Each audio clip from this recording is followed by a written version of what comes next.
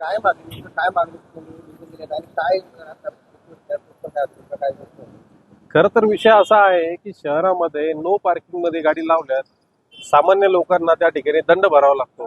पण खरं तर चूक या महानगरपालिकेची आहे. महानगरपालिकेने कुठल्याही वाहनतळांची व्यवस्था केलेली नाही या शहरामध्ये. दुसरी गोष्ट की या शहराला 10 दिवसाला पाणी येते, म्हणजे तुम्ही जी केलेली चूक आहे ती लपवण्याचा हा एक देखील मोठा प्रयत्न आहे. आणि या पार्किंगच्या निमित्ताने महानगरपालिकेच्या बऱ्याचशा अधिकाऱ्यांच्या हाताला पैशांचा वास लागला की काय, असा देखील या ठिकाणी प्रश्न निर्माण झालेला आहे. येत्या 4 दिवसाच्या आत या पार्किंग याची व्यवस्था करावी.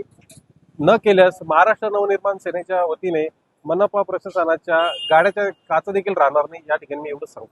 कोणी देतो हा इशारा हे निवेदन हा निवेदन हाच इशारा आहे. फक्त 4 दिवस, त्यानंतर मनसे आपल्या स्टाईलनी काम करेल. कारण भ्रष्टाचाराला या ठिकाणी बराचसा अधिकाऱ्यांच्या पैशांचा ठेकेदार असतील, अधिकारी असतील, नुसतं पैशांची लूट सुरू आहे. लोकांना त्रास आहे.